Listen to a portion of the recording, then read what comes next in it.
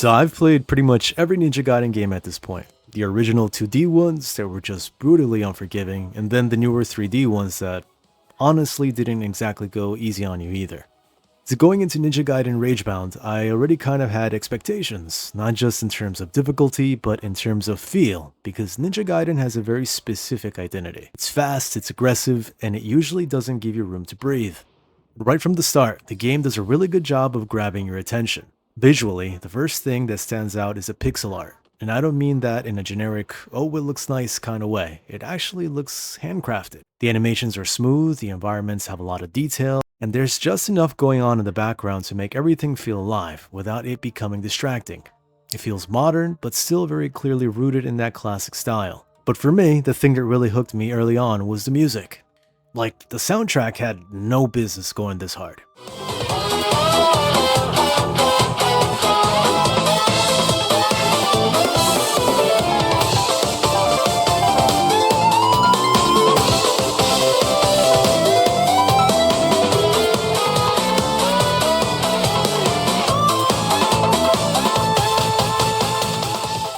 Within the first few stages, it already hits. It's fast-paced, a little intense, and it just pushes you forward. It actually makes even the simpler encounters feel more exciting than they probably should at this point.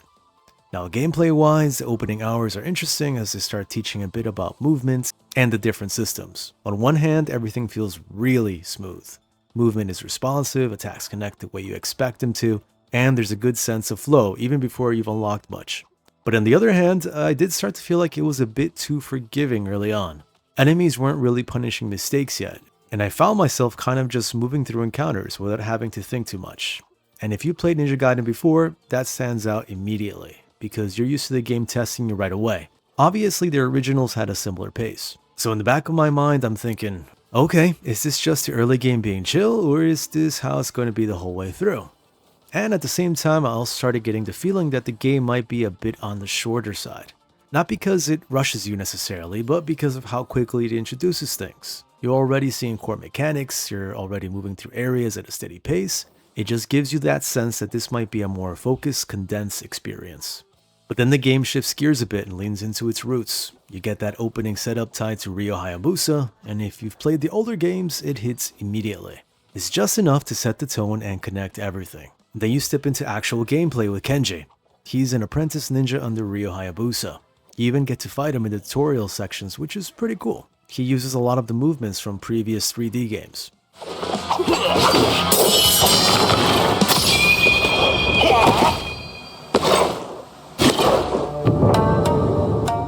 Right after that, you get right to dealing with demons, and the combat starts to open up a bit more. It still feels simple at first, but you can tell there's more underneath it. The way the attacks chain together, the way movement flows into combat, it feels like something that's going to build over time. And pretty early on, the game starts layering in systems. You've got talismans, you got Nimpo, and then Muramasa's shop comes into play, which starts giving you more options on how you approach things. It's not overwhelming, but it adds just enough variety that you're not just repeating the same actions over and over. What I liked here is that the game doesn't dump everything on you at once, it kind of eases you into it, even if the combat itself isn't super demanding yet. And then eventually you hit your first real boss. This is where the game gives you that first little reality check.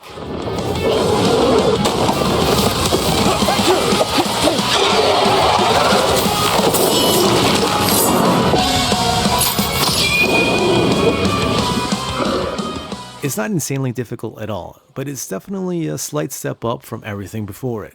You actually have to pay attention a bit more. Timing matters, positioning matters, and you can't just rush through it the same way you might have with earlier enemies. It's kind of that moment where you realize they're packing a lot into this little game. And well, just look at the developer. Game Kitchen is well known for making some amazing dark Metroidvanias like the Blasphemous series. But what I really liked is that the game doesn't just stay in that lane. Not too long after getting comfortable with Kenji, it switches things up and introduces Kumori.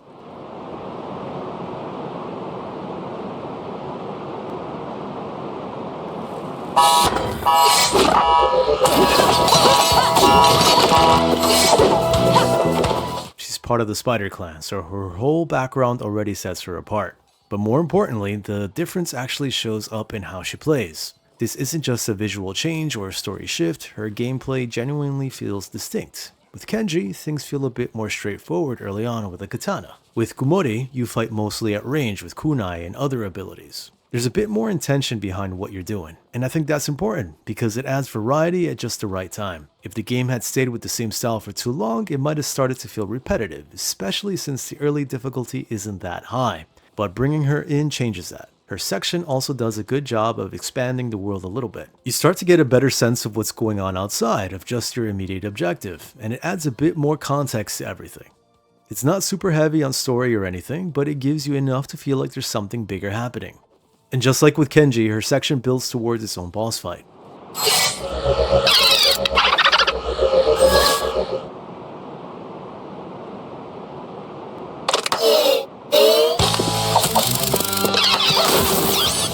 What I liked here is that it doesn't just feel like a repeat. This fight is designed in a way that actually makes you use what you learned with her.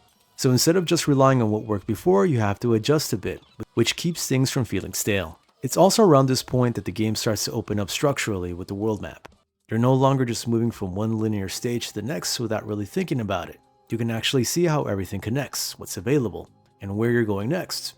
And I liked how simple it is. It doesn't try to overcomplicate things with a million options or distractions. You can see your progression clearly. You can decide what to tackle next, and it just keeps the pacing clean. At the same time, it reinforces what the game is going for. This isn't trying to be some massive open world experience where you're wandering around for hours. It's much more focused. It knows what it wants to be, and it sticks to that.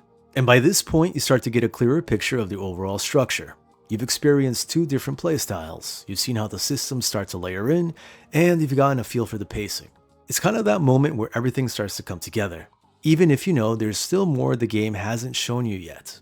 So up to this point, the game does a really good job of giving you two distinct perspectives. You've got Kenji, who feels a bit more grounded and straightforward, and then Kumori, who brings in a more technical, almost tactical way of playing. And just as you're starting to get comfortable switching between those two styles, the game pulls its big twist. Because neither of them actually wins. They both get their ass beat.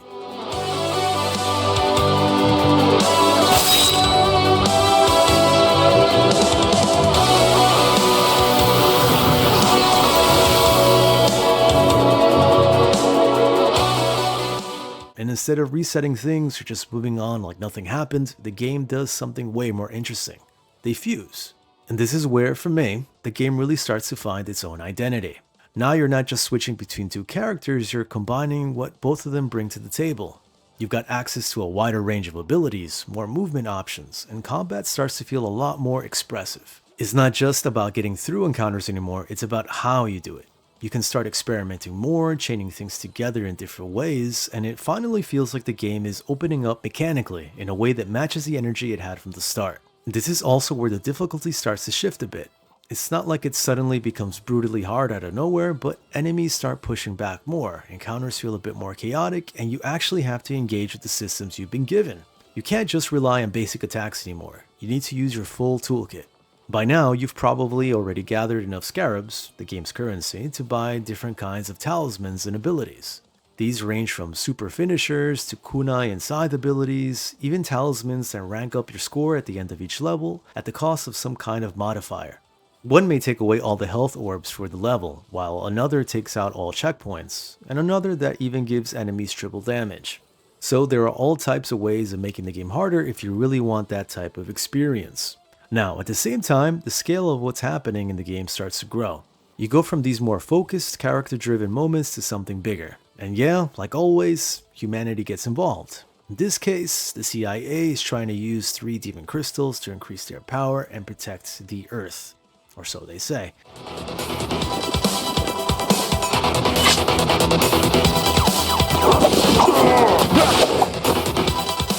And they immediately start making things worse.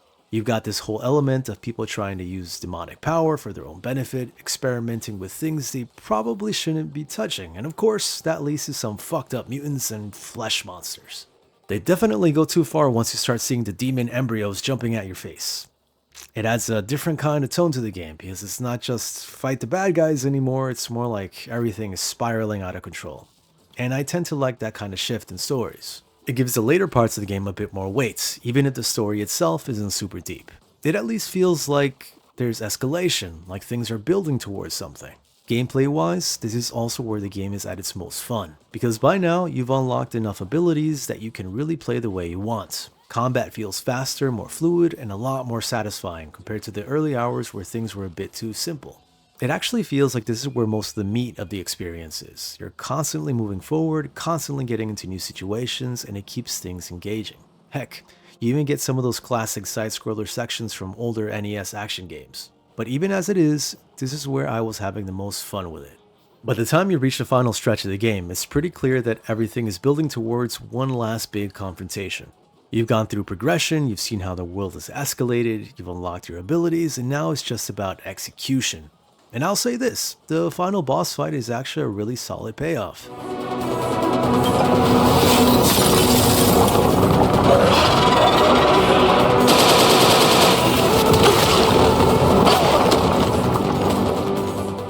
It's not one of those fights that just looks cool but ends up being disappointing. There's actual mechanics to it. You have to pay attention, and it feels like it's testing what you've learned throughout the game. It's not extremely hard or anything, but it's pretty engaging. You can't just brute force it. You need to recognize patterns, manage your positioning, and make proper use of your abilities. It feels like a fair challenge, which is exactly what you want at this point in the game. And visually, it delivers too. It has that kind of scale and presentation that you expect from a final boss. It feels like a proper ending, not just another fight. So once you finish it, the game wraps things up in a way that feels sort of like a cliffhanger. You have to choose the fate of your characters. Once you make a decision, it basically just ends. Just like that. There's a little conversation afterwards, but nothing that really gives you closure. It makes you think there could be more. And there is. Well, just a bit more really. Once you beat the game, you unlock hard mode and a few extra skins for Kenji and Kumori. Now, if you jump into hard mode, that's where the game really starts to push back. This is kind of what I was expecting earlier in the game. Enemies hit harder, you have less room for error, and suddenly all those mechanics you've been using become a lot more important. You can't exactly just rely on what worked before, you actually have to play well. You have to get good. And yeah, it could definitely kick your ass. There are moments where it feels like the game is finally showing its teeth, especially if you're not fully prepared. But by now you should have mastered it, so when you mess up, you usually know why. And if you stick with it, you unlock an extra boss rush mode at the end. No real spoilers here as it doesn't add anything major, just a bit more context to everything, and it feels like a reward for really engaging with the game beyond just a single playthrough. I always like when games do that, when they give you something extra for going the distance, instead of just ending and that's it. So even though the base experience is a bit shorter, there is that added incentive if you want more of a challenge or a more complete picture of the story. And overall, I think that balance works. You can play through it once and have a solid experience, or you can push further and get something a bit more demanding out of it. Coming out of the full experience, this is one of those games that's easy to enjoy, but also easy to look at and think about what it could have been with just a bit more time or depth. What really stands out is how strong the core is. The combat feels good, and once everything opens up, it gives you enough freedom to approach fights in different ways. You're not locked into one style, and that flexibility makes a big difference over the course of the game. It starts simple but grows into something that feels really satisfying by the end. Like I mentioned before, the presentation is another big win. The pixel art is consistently impressive, not just in how it looks but in how it moves. Animations are fluid, environments have character, and there's a clear level of care in how everything is put together. And like I said before, the music is just chef's kiss. It carries a lot of the energy throughout the game. Even in moments where the gameplay isn't pushing you too hard, the soundtrack keeps things feeling intense and engaging. It definitely does a lot of the heavy lifting, and it does it very well. At the same time, there are a few things that hold it back from being something even stronger. The length is the most obvious one. It never drags, which is good, but it also feels like it ends just as it's really hitting its stride. There's a sense that there could have been more stages, more developments, more time to really build on the systems that are already there. The early difficulty is another point. It takes a while before the game starts to push you in a meaningful way. For a series that's known for being demanding, that slower ramp up really stands out. The challenge does come later, especially if you go into harder modes, but the opening hours don't quite reflect that. The story sits somewhere in the middle. It does its job, it gives you a reason to move forward, and there are some interesting ideas here and there. At the same time, it's not the main reason you're playing. The stronger moments come from the gameplay and the overall style rather than the narrative itself. But even with all those points, none of it really took away from the experience for me. It's focused, it knows what it wants to be, and it delivers on that. There's no wasted time, no unnecessary systems pulling you in different directions. It's a straightforward action game that leans into its strengths. And that's why, where I'm at right now, I'd put this game at about a 7.5 to an 8, as far as a more action-focused, retro-style type game goes. It's a very solid experience, it does a lot of things right, and it's just way fun to play. With a bit more content or a slightly stronger difficulty curve earlier on, I could easily see that score going up. But even as it is, it's something I'd recommend, especially if you're into this style of game or if you followed the series over the years. Either way, I'm really curious to hear what you guys think about it. If you played it, let me know how your experience was. And if you haven't played it yet, let me know if this is something you're thinking about picking up. I always like seeing where people land in games like this, because it feels like one of those titles where your experience can really vary a lot depending on how deep you go with it. And if you enjoyed the video, you already know, drop a like, comment, and subscribe if you want more content like this in the future. I appreciate you taking time to watch all the way through, and yeah, I'll catch you next time. Have a great one.